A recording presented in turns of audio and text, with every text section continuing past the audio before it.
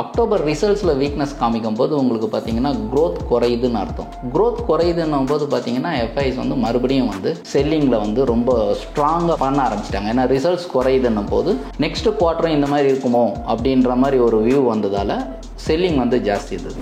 இப்போ ஒரு 100% ஒரு ரீட்டைல் நம்ம கொண்டு போகிறோம்னு வைங்களேன், அதில் வந்து பார்த்திங்கன்னா ஒரு 60% ஆளுங்க தான் வந்து பார்த்திங்கன்னா எல்லாமே மேலே ஹையர் வேல்யூவேஷனே தெரியாமல் காசு போடுறது. மிச்சம் 40% ஆளுங்க கொஞ்சம் தெளிவாக தான் இருக்காங்க. இப்போ வந்து ஏஷியன்ன்றது பெரிய யானை, அவனுக்கே அடி. பெர்ஜர்லாம் வந்து பார்த்திங்கன்னா சின்ன ஆள், பூனை மாதிரி அவன்லாம் வந்து ரொம்ப கஷ்டம் இப்போ மார்க்கெட்டில். ஸோ அவன் வந்து இன்னும் பெட்டராக கொடுக்கணும். அட் த சேம் டைம் ப்ரைஸிங்லேயும் அட்ஜஸ்ட் பண்ணணும். கட்டுமானத்தின் வலிமை, கட்டிடங்களின் பாதுகாப்பு. ஸ்ரீ துர்கா டிஎம்டி கம்பிகள். நியூஸ் கஃபே நேயர்களுக்கு வணக்கம். நிஃப்டி, பேங்க் நிஃப்டி வரும் வாரங்களில் எப்படி இருக்கும், தற்போதைய மார்க்கெட் நிலவரம் எப்படி இருக்கு, சடனாக ஒரு ஸ்டாக்ஸ் இமீடியட் ப்ரைஸ் ஹை ஆகுது அப்படின்னா அந்த ஸ்டாக்ஸை நம்ம எப்படி முன்கூட்டியே ஐடென்டிஃபை பண்ண முடியும் அப்படின்னு நிறைய விஷயம் கேட்டு தெரிஞ்சுக்கிறதுக்காக technical software distributor mister Kannan அவர்களை நிகழ்ச்சிக்கு இன்வைட் பண்ணியிருக்கோம். சார் வணக்கம். வணக்கம் சார். ஒரு 2 days முன்னாடி ஒரு வீடியோ போட்டிருந்தோம். நிஃப்டி வந்து 26 அந்த 277 தொடுறதுக்கு இன்னும் 6 மாதம் ஆகும் அப்படிங்கிற மாதிரி ஒரு வீடியோ. எனக்கு கேட்குறதுக்கே ஷாக்காக இருந்துச்சு. இப்போது சடனாக இறங்குது அப்படின்னா எப்படியா இருந்தாலும் ஒரு ஷார்ட் பீரியடில் வந்துடும் அப்படின்னு, இன்னும் 6 மாதத்துக்கு அதுக்கு வாய்ப்பே இல்லை அப்படின்னு கேட்கறதுக்கே ஷாக்காக இருந்துச்சு. சரி, ஓகே, அது 6 மாதத்தில் நடக்குதா இல்லையாங்கிறத அப்புறம் பார்க்கலாம். ஆனால் மண்டே மார்னிங் எப்படி ஓப்பன் ஆக போகுது அப்படிங்கிற பயம் தான் ஃபஸ்ட்டு இருக்குது. அதை தாண்டி அதிகபட்சமாக இந்த டிசம்பருக்குள்ளார என்ன ஸ்டேஜில் இருக்கும் அப்படிங்கிறது தான். ஸோ மண்டே மார்னிங் நிஃப்டியோட லெவல் எப்படி இருக்கும், இந்த டிசம்பர் மந்த்துக்குள்ளார மேக்ஸிமம் நிஃப்டி எங்கே ரீச் ஆகும் சார்? ஸோ நிஃப்டி பொறுத்தளவு பார்த்தீங்கன்னா ஃப்ரைடே க்ளோஸ் ஆனது 23,907.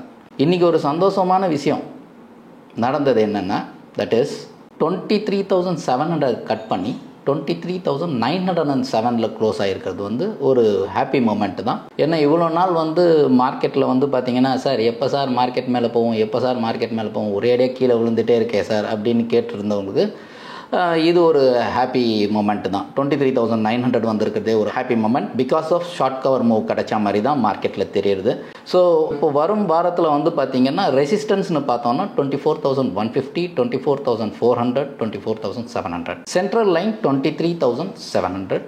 சப்போர்ட்ஸ் வந்து 23,500, 23,100, 22,800. நம்ம சப்போர்ட்ஸ் பற்றி இப்போ ரொம்ப பார்க்க தேவையில்லை. பட் 23,700ன்றது வந்து பார்த்திங்கன்னா அந்த ஷார்ட் கவர் ஜோன் ஸ்டார்ட் ஆன இடம்ன்றதால மண்டே வந்து 23,700க்கு கீழே க்ளோஸ் ஆகாமல் இருந்தாலே வந்து பார்த்திங்கன்னா 24,150 to 24,400 ப்ராபபிலிட்டிஸ் ஆர் மோர். அதுதான் வந்து நிஃப்டி இண்டைசஸ் பொறுத்த அளவுக்கு பர்ஃபெக்ட் டேட்டா. இப்போ வந்து நம்ம பேங்க் நிஃப்டி பார்ப்போம். ஸோ பேங்க் நிஃப்டி பார்த்தீங்கன்னாலும் ஃப்ரைடே அன்றைக்கி க்ளோஸ் ஆகிருக்கிறது 51,135. ரெசிஸ்டன்சஸ் அப்படின்னு பார்க்கும்போது 51,700, 52,500, 53,300. Central line 50,700. சப்போர்ட்ஸ் 50,400, 49,500, 48,900. நிஃப்டி பாசிட்டிவாக க்ளோஸ் ஆனதால் பேங்க் நிஃப்டிக்கும் ப்ராபபிலிட்டி டு மூவ் அப் சைடுன்ற மாதிரி தான் இருக்குது கண்டிப்பாக. இதில் வந்து சென்ட்ரல் லைன் 50,700, 51,135 க்ளோஸ் ஆகிருக்கு. 50,700 கீழே க்ளோஸ் ஆனால் மட்டும்தான் வந்து நம்ம கொஞ்சம் யோசனை பண்ணோம். அதர்வைஸ் 51,700 to 52,500 வரைக்கும் கூட நிஃப்டி, பேங்க் நிஃப்டிக்கு probabilities are more. So banking ஸ்டாக்ஸும் கொஞ்சம் நல்லாவே பெர்ஃபார்ம் பண்ணியிருக்கு, இன்றைக்கி நம்ம பார்த்தாலே தெரிஞ்சிருக்கும். ஸோ இதுதான் வந்து நிஃப்டி அண்ட் பேங்க் நிஃப்டியோட idea. Okay, nifty bank nifty இல்லாமல் நிஃப்டி ஐடி இண்டெக்ஸ் அப்படிங்கிறதோட ஸ்டேட்டஸ் எப்படி இருக்குது? ஏன்னா நிறைய பேர் வந்து அந்த கொஸ்டினை ரைஸ் பண்ணிகிட்டே இருக்கிறாங்க. ஸோ ஐடி இண்டெக்ஸோட வீக்லி எப்படி சார் இருக்கும்? நிஃப்டி ஐடி வந்து ஃப்ரைடே அன்னைக்கு க்ளோஸ் ஆகிருக்கிறது 43,332. ரெசிஸ்டன்சஸ் அப்படின்னு பார்த்தீங்கன்னா 44,100, 44,800, 45,700. சென்ட்ரல் லைன் பார்த்தோம்னா 42,600. அண்ட் சப்போர்ட்ஸ் வந்து பார்த்தீங்கன்னா 41,800, 41,500, 39,600. ஸோ நிஃப்டி ஐடிக்கும் பார்த்தீங்கன்னா சென்ட்ரல் லைன் 42,600, 42,600க்கு கீழே க்ளோஸ் ஆனால் தான் வீக்காக இருக்கும். Otherwise market will try to reach 44,100 to 44,800ன்ற மாதிரி தான் என்னையோட க்ளோஸ் ஆகிருக்கிறத வச்சு பார்த்தா பாசிட்டிவ் மொமெண்டமுக்கு ப்ராபபிலிட்டி ஜாஸ்தி தான். நிஃப்டி வந்து 23,200, 300 அந்த ரேஞ்சை திருப்பி இறங்குனுச்சு அப்படின்னாக்கா அதுக்கப்புறமா ஒரு லோக்கு தான் போகும் அப்படின்றாங்க. அதே மாதிரி 23,700 டச் பண்ணிருச்சு அப்படின்னாக்கா அதுக்கப்புறம் புலிஷ் மோடில் தான் இருக்கும், அதுக்கப்புறம் இறங்குறதுக்கு வாய்ப்பு இல்லை அப்படின்னாங்க. ஸோ இதை பேஸ் பண்ணி இப்போ 900 வரைக்கும் வந்துருச்சு இல்லையா? ஸோ இதை பேஸ் பண்ணி இந்த மந்த் எண்டு வரைக்கும் இறங்காமல் இருக்கிறதுக்கு வாய்ப்புகள் இருக்கா? டிசம்பர் வரைக்கும் எப்படி எதிர்பார்க்கலாம் சார்? இப்போ வந்து ஆக்சுவலி வந்து பார்த்தீங்கன்னா உங்களுக்கு கிளியர் ஐடியா என்னன்னு கேட்டிங்கன்னா 23,300 சப்போர்ட் எடுத்தது கன்ஃபர்ம்டு அப்படின்னா இது வந்து டெஃபினட்டாக வந்து மார்க்கெட் வந்து அப்பர் சைட் போகிறதுக்கு தான் ப்ராபபிலிட்டி இருக்கும். எவ்வளோ தூரம் போகுன்றது வந்து நம்ம வந்து ஒரு வாரத்தில் மூவ் பண்ணதை வச்சு நம்ம பார்த்துக்கலாம். இப்போ ஆக்சுவலி பார்த்தீங்கன்னா இந்த வாரம் வந்து லாஸ்ட்டு ரெசிஸ்டன்ஸ் வந்து 24,700. ஸோ 24,700 இங்கேருந்து 800 பாயிண்ட்ஸ் இருக்குது. ஸோ அது வரைக்குமே போகிறதுக்கு ப்ராபபிலிட்டி இருக்குது. இப்போ டிசம்பர்ன்றது இந்த லாஸ்ட் வீக் நம்மளுக்கு. ஸோ 24,700 ப்ராபபிலிட்டி இருக்குது. Nifty, bank Nifty, Nifty IT index இது இல்லாமல் ஜென்ரலாகவே மார்க்கெட் சினாரியோ இப்போதைக்கு எப்படி சார் இருக்குது? இப்போ வந்து பார்த்திங்கன்னா ஃபஸ்ட்டு நம்ம வந்து கரண்ட் சினாரியோக்கு முன்னாடி நம்ம முதல்ல மேக்ரோ வியூன்னு ஒன்று பெருசாக பார்க்கும்போது ப்ரீவியஸாக எப்படி இருந்ததுன்னு பார்த்தீங்கன்னா எஃப்ஐஎஸ் வந்து கண்டினியூஸாக செல் பண்ணிகிட்டு இருந்தாங்க. ஸோ அது வந்து பார்த்திங்கன்னா டியூ டு ஹையர் வேல்யூவேஷன்ன்றது அப்போவே எல்லாருக்கும் தெரிஞ்சது. அதுக்கு ஒரு கிளியர் எக்ஸாம்பிள் நம்ம சொல்லணும்னா கொச்சின் ஷிப்யார்டுன்னு ஒரு கம்பெனியை வந்து 3,000 சில்லர் ரூபா ட்ரேட் ஆகும்போது பார்த்திங்கன்னா கவர்மெண்ட்டே வந்து 5% வந்து ஸ்டேக்கை லிக்விட் பண்ணாங்க. அவங்க லிக்விட் பண்ணும்போதே ஹையர் வேல்யூவேஷன்னே சொன்னாங்க. ஸோ இதெல்லாம் ஒரு இண்டிகேஷன். ஸோ அந்த மாதிரி இருக்கும்போது பார்த்திங்கன்னா இப்போது எஃப்ஐஆர் இருந்தாலும் யாராக இருந்தாலும் பார்த்திங்கன்னா ஒரு இடத்துல ப்ராஃபிட் புக்கிங் கண்டிப்பாக பண்ணியே ஆகணும். ஸோ அந்த மாதிரி ஹையர் வேல்யூவேஷன்ன்றது வந்து பார்த்திங்கன்னா ஒரு சிலர் பிஏ வச்சு பண்ணுவாங்க, ஒரு சிலர் வந்து ப்ரைஸை வச்சு பண்ணுவாங்க எல்லாமே. பட் எனிவே ஒரு ஹையர் வேல்யூவேஷன் முடிஞ்சதால் எஃப்ஐ வந்து ஒரு செல்லிங், ஒரு ஹையஸ்ட் செல்லிங் பாயிண்ட் இருந்துகிட்டே தான் இருந்தது. அது வந்து பார்த்திங்கன்னா அக்டோபர் ரிசல்ட்ஸ்லேயும் வந்து வீக்னஸ் காமிச்சிது. அக்டோபர் ரிசல்ட்ஸில் வீக்னஸ் காமிக்கும் போது உங்களுக்கு பார்த்திங்கன்னா க்ரோத் குறையுதுன்னு அர்த்தம். க்ரோத் குறையுதுன்னும் போது பார்த்திங்கன்னா எஃப்ஐஸ் வந்து மறுபடியும் வந்து செல்லிங்கில் வந்து ரொம்ப ஸ்ட்ராங்காக பண்ண ஆரம்பிச்சிட்டாங்க. ஏன்னா ரிசல்ட்ஸ் குறையுதுன்னும் போது நெக்ஸ்ட்டு குவார்ட்டரும் இந்த மாதிரி இருக்குமோ அப்படின்ற மாதிரி ஒரு வியூ வந்ததால் செல்லிங் வந்து ஜாஸ்தி இருந்தது.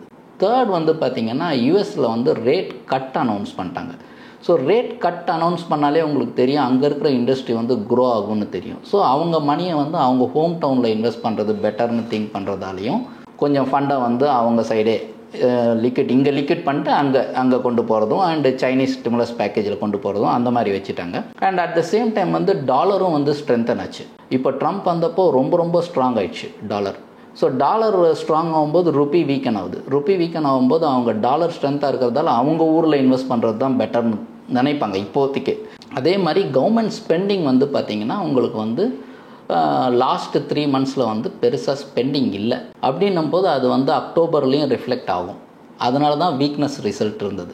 அது வந்து இப்போ வந்து இது வந்து ப்ரீவியஸ் சினாரியோ. இப்போ கரண்ட் சினாரியோ நீங்கள் கேட்டிங்க. கரண்ட் சினாரியோ எப்படி அப்படின்னு பார்த்தீங்கன்னா இப்போ வந்து பார்த்திங்கன்னா எஃப்ஐயோட செல்லிங் வந்து குறைஞ்சிட்டே வருது. முன்ன மாதிரி அக்ரெசிவாக இல்லை, குறைய ஆரம்பிச்சிச்சு. ஸோ அது ஒரு பாசிட்டிவிட்டி. அண்ட் இதெல்லாம் எக்ஸ்பெக்டட், நான் எக்ஸ்பெக்ட் பண்ணி சொல்கிறேன். இது ஒரேடியாக வந்து மார்க்கெட் அப்படியே மேலே போய்டும்ன்றதுக்கு கிடையாது. பட் இதெல்லாம் ஒரு வேல்யூவேஷன் நம்ம எடுத்துக்கணும். அண்டு பார்த்திங்கன்னா ஸ்பெண்டிங் வந்து இப்போ கவர்மெண்ட்லேருந்து பண்ண ஆரம்பிச்சிட்டாங்க. ஸோ பண்ண ஆரம்பித்தது வந்து பார்த்திங்கன்னா ஒரு 3 லட்சம் கோடி வரைக்கும் ஸ்பெண்ட் பண்ண ஆரம்பித்தாச்சு. ஸோ அது வந்து பார்த்திங்கன்னா டெஃபினட்டாக இண்டஸ்ட்ரீஸுக்கு எல்லாத்துக்கும் போகும்போது வர்ற டிசம்பரில் வர்ற குவார்ட்டர்லி ரிசல்ட் வந்து அக்டோபரோட பெட்டராக இருக்குன்ற மாதிரி ஃபீல் பண்ணுறோம். எல்லாருமே மார்க்கெட்டில் இருக்கவங்க வந்து ஃபீல் பண்ணுறாங்க. அண்டு ரேட் கட் வந்து யூஎஸில் ரேட் கட் வரும்போது இங்கேயும் ப்ராபபிலிட்டி டு ரேட் கட்டுன்றது இருக்குது. அந்த மாதிரி தான் யூஸ்வலாக நடந்துகிட்ருக்கும் ஹிஸ்ட்ரி பார்த்தோம்னா. ஸோ ரேட் கட் வரும்போது ஆஸ் இட் இஸ் உங்களுக்கு வந்து பார்த்திங்கன்னா இண்டஸ்ட்ரி எல்லாமே க்ரோத் ஆகும். ரேட் கட்டுன்னும் போது அவங்களுக்கு இன்ட்ரெஸ்ட் கம்மியாகவும் ப்ராஃபிட் ஜாஸ்தியாகவும் அதுவும் ஒரு பாசிட்டிவ் மூமெண்ட் வரும். ஸோ இது வந்து ஒரு நல்ல இது சினாரியோ. அப்புறம் வந்து பார்த்திங்கன்னா இந்த தடவை மழைலாம் கரெக்டாக பெஞ்சு இருக்கிறதால விவசாயம்லாம் இது எல்லாமே நடந்துருக்கிறதால கோதுமை அரிசி எல்லாமே பக்காவாக இருக்கிறதால அதுவும் ஒரு பாசிட்டிவிட்டி தான். மழை பெஞ்சாலே நல்லது. அண்டு அப்புறம் பார்த்திங்கன்னா வெட்டிங் சீசன் வந்து ஸ்டார்ட் ஆகிருக்கு. வெட்டிங் சீசன் ஸ்டார்ட் ஆனாலே வந்து பர்ச்சேஸ் வந்து பார்த்திங்கன்னா பப்ளிக் நிறைய வந்து பர்ச்சேஸ் பண்ணுவாங்க. ஸோ அந்த பர்ச்சேசிங் பவர் வந்து இன்க்ரீஸ் ஆகிருக்கும்.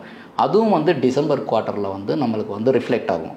ஸோ அந்த மாதிரி பார்க்கும்போதும் நெக்ஸ்ட்டு வந்து பார்த்திங்கன்னா பட்ஜெட் ஃபெப்ரவரியில் நம்மளுக்கு பட்ஜெட் வரும். பட்ஜெட்டில் இவங்க வந்து பார்த்திங்கன்னா ஒரு ரீசனபிள் ஸ்பெண்டிங், அடிஷ்னல் ஸ்பெண்டிங்லாம் கொடுத்துட்டு கொஞ்சம் நல்ல பேங்க்ஸுக்கு வந்து ஃபீட் பண்ணி கொடுத்தாங்கன்னா அது வந்து உங்களுக்கு வந்து லெண்டிங்கில் போக ஆரம்பிக்கும், இண்டஸ்ட்ரிக்கு லெண்டிங்கில் போக ஆரம்பிக்கும். அது வந்து பிஸ்னஸை ஃபர்தர் டெவலப்மெண்ட்ஸுக்கு கொண்டு போகும். அப்படி இல்லாமல் சப்போஸ் பட்ஜெட்டில் ரெஸ்ட்ரிக்டடாக பண்ணுறாங்கன்னு வைங்களேன், ஏதாவது ரெஸ்ட்ரிக்டடாக பண்ணாங்க அப்படின்னா மட்டும்தான் இந்த கன்சாலிடேஷன் கொஞ்சம் இன்க்ரீஸ் ஆகிறதுக்கு வாய்ப்பு இருக்குது. அனதர் ஒரு 3 months மேக்ஸிமம், ஒரு 3 months. அதுக்காக நான் லோ போகணும்லாம் சொல்ல வரல. ஒரு கன்சாலிடேஷன் ஜோனுக்கு போகும். அதுக்கப்புறம் ஆட்டோமேட்டிக்காக ஸ்பெண்டிங் இன்க்ரீஸ் ஆகிடும், எல்லாமே இன்க்ரீஸ் ஆகிடும்.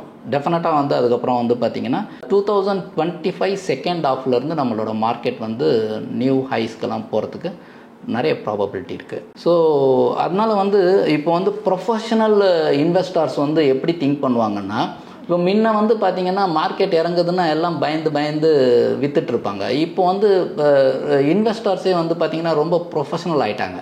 மார்க்கெட் இறங்குதா, ஓகே நம்ம ஆவரேஜ் பண்ணுவோம் அப்படின்ற மாதிரி தான் கொண்டு வந்து. இப்போ ஒரு 100% ஒரு ரீட்டைல் நம்ம கொண்டு போகிறோன்னு வைங்களேன், அதில் வந்து பார்த்திங்கன்னா ஒரு 60% ஆளுங்க தான் வந்து பார்த்திங்கன்னா எல்லாமே மேலே ஹையர் வேல்யூவேஷனே தெரியாமல் காசு போடுறது.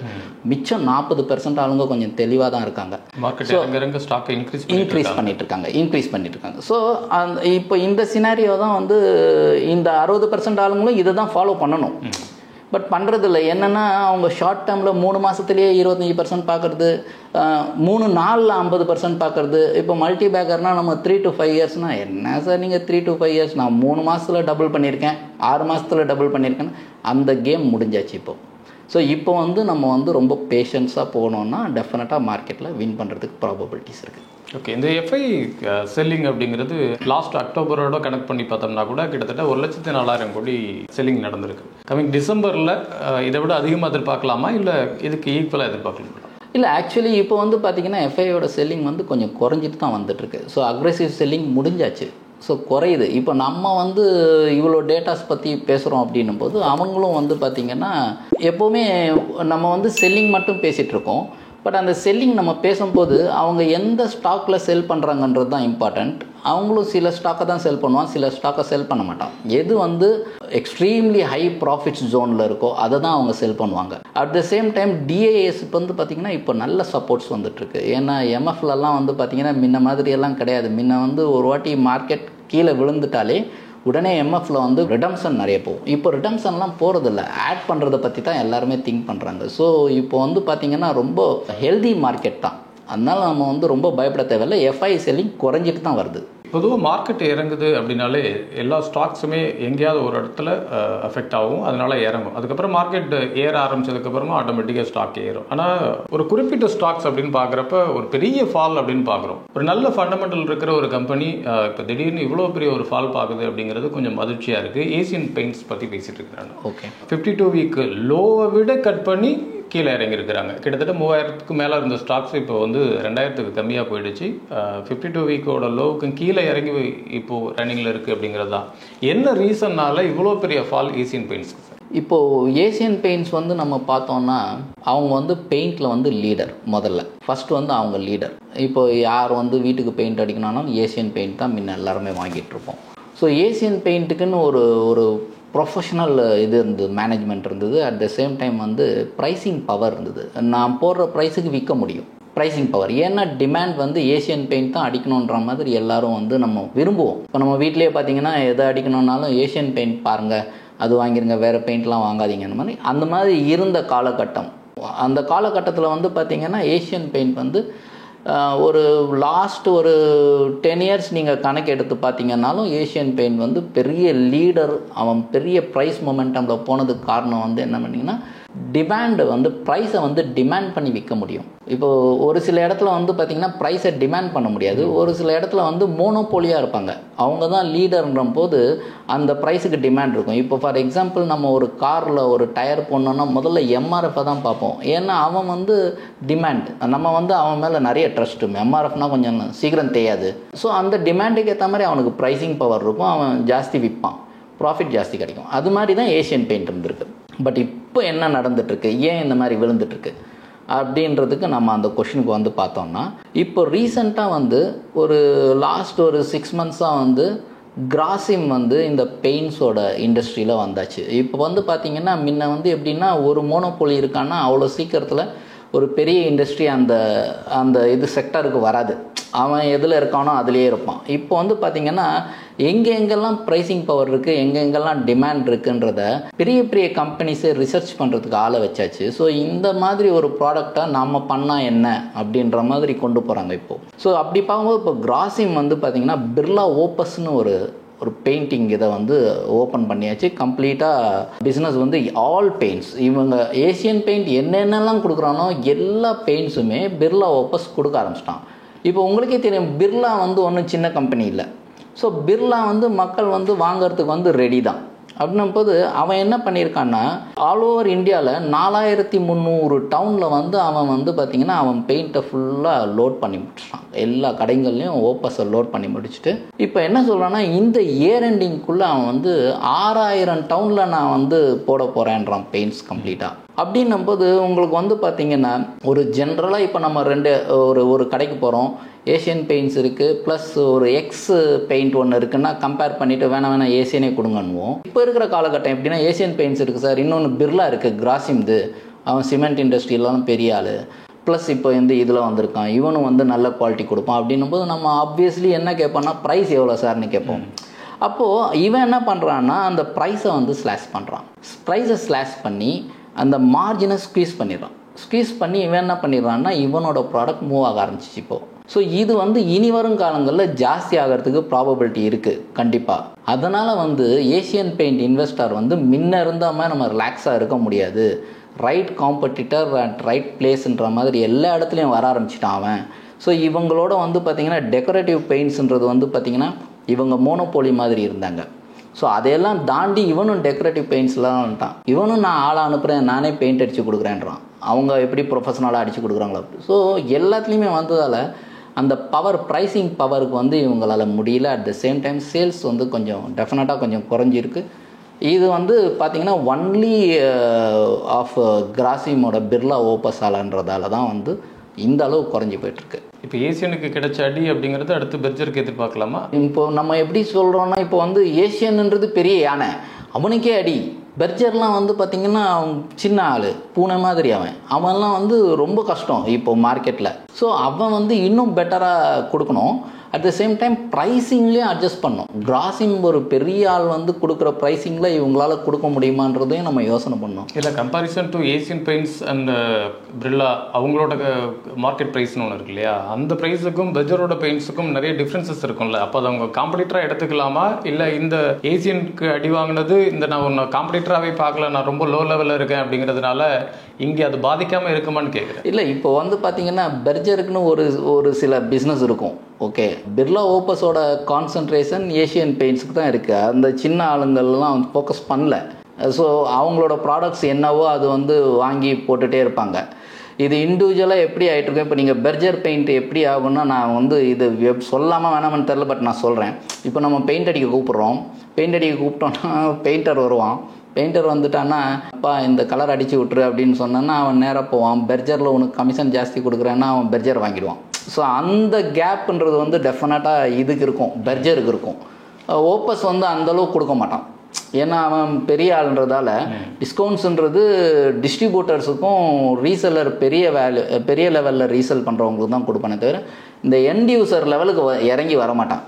ஸோ அதனால் பெர்ஜர்லாம் வந்து இந்த மாதிரி ஒரு மார்க்கெட்டில் இருக்கிறதுக்கு ப்ராபபிலிட்டி இருக்குது. இப்படி ஒரு ஸ்டாக் திடீர்னு ரிவர்சல் ஆகுறது அப்படிங்கிறத பார்க்குறப்ப, அதே மாதிரி ஒரு ஸ்டாக் திடீர்னு ஒரு அப்பரில் போகிறதையும் பார்க்குறோம். உஜாஸ் எனர்ஜின்னு ஒரு ஸ்டாக்ஸ் ஒரு ஷார்ட் பீரியடில் ஒரு திடீர்னு ஹை கொடுக்குது. ஸோ இந்த மாதிரி ஒரு ஸ்டாக்ஸ் திடீர்னு ஒரு ஷார்ட் பீரியடில் சடனாக ஹை கொடுக்குது அப்படின்னா, அந்த ஸ்டாக்ஸை நம்ம முன்கூட்டியே எப்படி ஐடென்டிஃபை பண்ணுறது? அந்த உஜாஸ் என்ன ரீசன்னால் இப்படி ஒரு சடன் ரிசல்ட் கொடுத்துச்சு? இப்போ வந்து பார்த்திங்கன்னா உஜாஸ் எனர்ஜி வந்து எனர்ஜி அப்படின்னும்போது பார்த்திங்கன்னா ஒரு 1.5 years முன்னாடியே வந்து ஒரு டேர்ன் கிடச்சிது எனர்ஜிக்கு. அது வந்து பார்த்திங்கன்னா JSW எனர்ஜி எல்லா எனர்ஜியுமே மேலே போச்சு. உங்களுக்கு தெரியும், NTPC எல்லாமே மேலே போச்சு. பட் உஜாஸில் இதெல்லாம் இல்லாமல் என்ன நடந்திருக்கு அப்படின்றத நம்ம செக் பண்ணி பார்த்தோம்னா, உஜாஸ் வந்து பார்த்திங்கன்னா 2024 இந்த வருஷம் 4ஆம் மாதம் இருந்த ப்ரைஸ் 30 ரூபா. Okay, at the same time நம்ம அவனோட ஸ்ட்ரக்சரில் போய் பார்க்குறோன்னா, பேலன்ஸ் ஷீட்லாம் பார்க்குறதுக்கு அந்த ஸ்ட்ரக்சரில் போய் பார்த்தோம்னா ப்ரொமோட்டர்ஸ்னு ஒரு ஜோன் இருக்கும். நீங்கள் ஸ்க்ரீனரில் போய் பார்த்தாலே தெரியும். ப்ரொமோட்டர்ஸில் என்ன ஆயிருக்குன்னு பார்க்கணும். நம்ம உஜாஸ் எனர்ஜியில் வந்து மார்ச் 2024 நான் சொன்னேன் இல்லைங்களா, ஒரு 30 ரூபீஸ் இருந்ததுன்னு. அப்போ என்ன ஆயிருக்குன்னா, டிசம்பர் 23 ப்ரொமோட்டர் 0.01%, ரீட்டெய்லர் 100%. அப்போ ரீட்டெய்லர் 100% இருந்ததுன்னா அந்த பக்கம் யாரும் கால் வைக்க மாட்டான். ஏன்னா ப்ரொமோட்டர் அந்த கம்பெனியை வச்சுருக்கவனே ₹1 ஒரு ஷேர் கூட இல்லை. ஆனால் ரீட்டைலர் வந்து 100% வச்சுருந்தா யார் கம்பெனியை கொண்டு போகிறது? என் கம்பெனின்னா என் கையிலேயே சேரல அப்படின்னா அந்த கம்பெனி நீங்கள் எப்படி வாங்குவீங்க? அந்த மாதிரி கேஸில் தான் வந்து டிசம்பர் 23 வரைக்கும் இது இருந்திருக்கு. பட் மார்ச் 24 ஏதோ பெரிய கான்ட்ராக்ட்ஸ் கிடைச்சதால் ப்ரொமோட்டர் என்ன பண்ணியிருக்கான்னா உடனே மார்ச் 24 அவன் வந்து நேராக 94.97 பண்ணிட்டான். 0.01லேருந்து இந்த 100 வச்சுருக்கவங்களுக்கு 94.97. அவன் அந்த 94.97 பண்ணணுன்னா ப்ரைஸ் இன்க்ரீஸ் பண்ணால் தான் அவன்கிட்டேருந்து வாங்க முடியும். இதே வந்து ஒரு டிஐஐ எஃப்ஐஐ வச்சுருந்தான்னா அவன்கிட்டேருந்து ஈஸியாக பிடுங்க முடியாது. ஏன்னா அவன் பிஸ்னஸ் தெரிஞ்சுக்கிட்டான்னா இந்த மாதிரி டெவலப்மெண்ட்ஸ் இருக்குன்றத கால்லையோ இதுலேயே தெரிஞ்சுக்கிட்டான்னா அவன் கொடுக்க மாட்டான். பட் ரீட்டெயிலருக்கு வந்து எதுவுமே தெரியாது. அவன் என்ன நினைப்பான்னா ஓகே நம்ம ஒரு 7 ரூபா வாங்கினோம், 7 ரூபாலேருந்து 15 ரூபா போயிடுச்சு, 15 ரூபாலேருந்து 30 ரூபா போயிடுச்சு, 30 ரூபா மேலே என்ன தப்போ போகுது, இது அந்த பேலன்ஸ் ஷீட் பார்க்க தெரியாது, ப்ரொமோட்டர்ஸ் என்ன ஆட் பண்ணியிருக்கான்னு தெரியும், 30 ரூபா மேலே என்ன போகுது, இவ்வளோ மடங்கு வந்துச்சே கொடுத்துடலான்னு தான் நினைப்பான். ஸோ அந்த 30 ரூபாலேருந்து என்ன பண்ணியிருக்கான்னா அடுத்து அவன் வந்து பார்த்திங்கன்னா ஏப்ரலுக்கு அப்புறம் மேல வந்து 31லேருந்து பார்த்திங்கன்னா 128 இவன் வாங்கினதுக்கப்புறம் கம்ப்ளீட்டாக. ஸோ இந்த ப்ரைஸ் மொமெண்டம் ஏன் கொடுக்குறான்னா ஒருத்தங்கிட்டையும் ஸ்டாக் இருக்கக்கூடாது ரீட்டைலர்கிட்ட. ஏன்னா எனக்கு தெரியுது இந்த கம்பெனி பயங்கரமாக கொண்டு போகிறோன்னு தெரிஞ்சிருச்சு, ஆர்டர் வேல்யூவெல்லாம் இருக்குன்னு. அப்போ இவங்ககிட்டருந்து நான் பிடுங்கணுன்னா நான் ப்ரைஸை மூவ் பண்ணி காமிச்சா மட்டும்தான் வந்து இவங்ககிட்டருந்து வாங்க முடியும். அதனால தான் இந்த மொமெண்டம் 30லேருந்து 128 போயிருக்கு.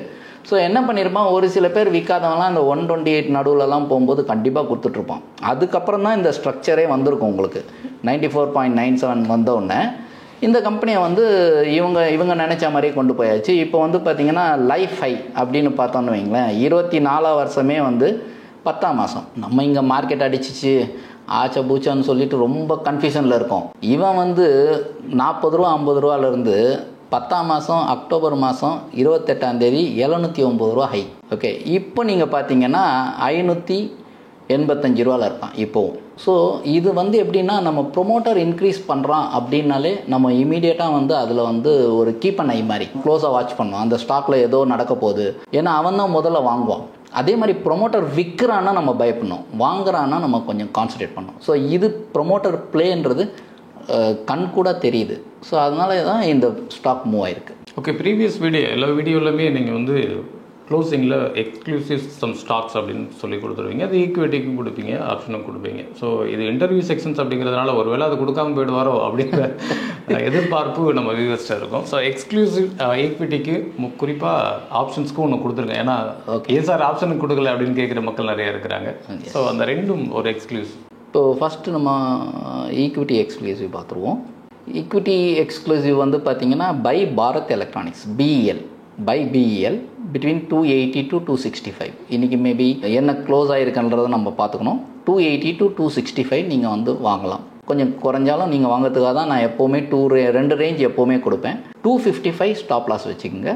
304 to 315க்கு நீங்கள் ப்ராஃபிட் எடுத்துக்கலாம். ஸோ பிஇஎல்லை பை பண்ணுறது பெட்டர் ஐடியான்னு தோணுது. அதுதான் வந்து நம்மளோட வியூவருக்கு equity idea exclusive. Options idea வந்து பார்த்திங்கன்னா பை பந்தன் பேங்க். நான் சொன்ன மாதிரி மார்க்கெட் டெவலப் ஆகிருக்கு, டெவலப் ஆனதால் பேங்கிங்கும் சேர்ந்து டெவலப் ஆகுதுன்ற மாதிரி தான் இந்த சினாரியோ இருக்குது. ஸோ நான் என்ன திங்க் பண்ணுறேன்னா பந்தன் பேங்க் வந்து கொஞ்சம் மேலே போகும்னு நினைக்கிறேன். ஸோ 175 கால் வந்து பந்தன் பேங்க் வாங்கலாம். Above 90, above 0.90. ஏன்னா அவன் க்ளோஸ் ஆகிருக்கிறது 0.80 0.85 க்ளோஸ் ஆகியிருந்தாலும் 90 பைசா க்ராஸ் பண்ணோன்னு வாங்கணும். அது கீழே வாங்கிடக்கூடாது. 90 பைசா க்ளாஸ் பண்ணோன்னா வாங்கிட்டோம்னா 1.40 to 1.90 வந்து டார்கெட். ஏன் சார் இவ்வளோ கிட்ட கொடுத்துருக்கீங்க அப்படின்னு கேட்டால் இது வந்து பார்த்திங்கன்னா 2800 ஒரு லாட் அப்படின்னும் போது நம்மளோட கேபிட்டல் வந்து 2800 rupees நம்ம ஸ்பெண்ட் பண்ணோம். ஸோ 2800 rupees ஸ்பெண்ட் பண்ணோம்னா 1400 rupees நம்மளால் ப்ராஃபிட் பண்ண முடியுமா? அதுக்காக மாதிரி தான் இருக்கணும். அது நம்ம நினச்ச மாதிரி 1.90 போயாச்சுன்னா 2800க்கு 2800 ப்ராஃபிட் பண்ணிடலாம். ஸோ குவான்டிட்டி ஜாஸ்தியாக இருக்கும்போது ப்ராஃபிட் ரேஷியோ கம்மியாக இருக்கிறது always better. Nifty bank nifty இல்லாமல் இன்னும் நிறைய டீட்டெயில்ஸ் எங்களோட நீங்கள் வந்து ஷேர் பண்ணிட்டீங்க. நிகழ்ச்சிக்கு வந்து வைக்க நன்றி. நன்றி சார். மீண்டும் மற்றொரு நிகழ்ச்சியில் சந்திப்போம். வணக்கம். இந்த வீடியோ உங்களுக்கு பிடிச்சிருந்தா லைக் பண்ணுங்க, ஷேர் பண்ணுங்க, கமெண்ட் பண்ணுங்க. மறக்காம பெல் பட்டனை கிளிக் பண்ணிட்டு சப்ஸ்கிரைப் பண்ணிடுங்க.